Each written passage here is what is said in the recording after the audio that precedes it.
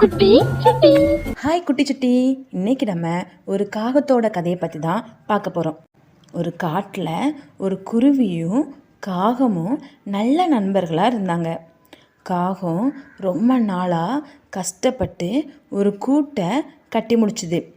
அந்த கூட்டை எதையாவது வச்சு அலங்கரிக்கணும்னு நினச்சிது. அப்போ ஒரு நாள் வானத்தில் பறக்கும்போது ஒரு அரண்மனையில் ராணியோட நகைகள் இருக்கிறத பார்த்துச்சு. அது நல்லா மின்னுச்சுது.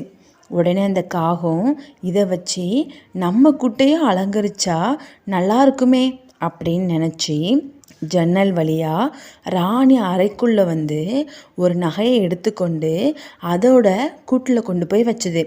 அது காகத்துக்கு ரொம்பவே பிடிச்சிருந்துச்சு. அடடே, இந்த ஒரு பொருள் வச்சதுக்கே இவ்வளோ அழகா இருக்கே, அங்கே இருக்கிற எல்லாத்தையும் கொண்டு வந்து வச்சா எவ்வளோ அழகாக இருக்கும் அப்படின்னு நினச்சிது. அப்படியே தினமும் போய் பாதி நகையை திருடி அதோட கூட்டில் கொண்டு வந்து வச்சுது.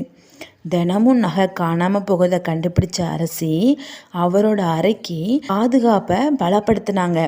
இங்கே இந்த பக்கம் காகம் அதோட கூட்டை காட்டுறதுக்காக குருவியை அழைச்சிது. நண்பா, நான் என்னோட கூட்டை கட்டி முடிச்சிட்டேன், நீ நாளைக்கு அதை பார்க்கவா, வந்து அது எப்படி இருக்குன்னு சொல்லு அப்படின்னு சொல்லிச்சு. குருவியும் மறுநாள் காகத்தோட கூட்டை பார்க்க போணுச்சுது.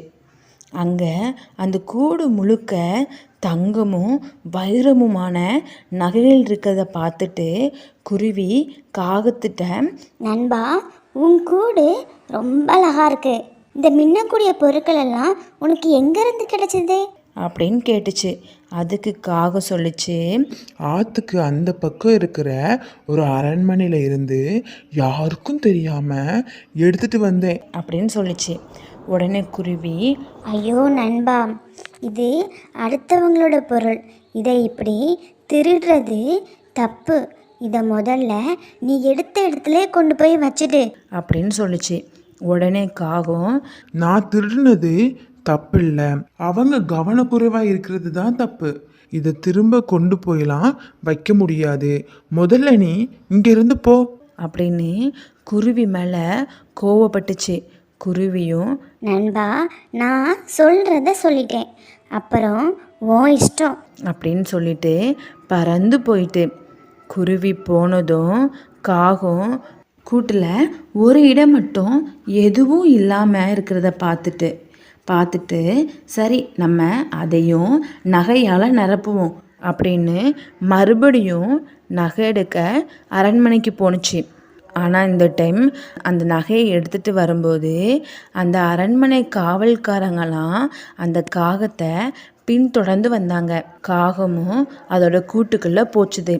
காவலாளிங்க, இதோ இந்த காகம்தான் இவ்வளோ நாள் நகைகளை திருடிருக்கு, திருடிய பொருட்கள் எல்லாம் அதோட கூட்டில் தான் இருக்கணும் அப்படின்னு அந்த மரத்தை ஆளை வச்சு வெட்டினாங்க. கூட்டோட மொத்த மரத்தையும் வெட்டி சாய்ச்சி அரசியோட நகையை எடுத்துகிட்டு போயிட்டாங்க. உடனே காகம் அதை நினச்சி வருந்தி ரொம்பவே அழுதுச்சு. பார்த்தீங்களா குட்டிச்சுட்டி, அந்த காகத்திட்ட அந்த குருவி திருடாதன்னு சொல்லும்போது அப்போவே தன்னை திருத்திருக்கலாம். ஆனால் அது கேட்காம அதுக்கு அப்புறமும் பேராசைப்பட்டு மறுபடியும் திருட போச்சுது. அதனால் அது திருடின நகை மட்டும் இல்லாமல் அது ஆசையாக கட்டின கூடுமே அந்த மரத்தோடு அழிஞ்சிட்டு. குருவி சொல்லும்போதே அந்த திருடின பொருளை கொண்டு அரண்மனை வச்சுருந்தா இப்போ அந்த காகத்துக்கு அந்த நிலைமை வந்திருக்காது. பார்த்தீங்களா?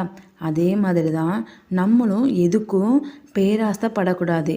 பேராசை பெருநஷ்டம். இதே போல் இன்னும் பல கதைகளை கேட்பதற்கு நம்மளுடைய குட்டி சுட்டி சேனலை மறக்காமல் சப்ஸ்கிரைப் பண்ணி வச்சுக்கோங்க. ஓகேவா? பாய்.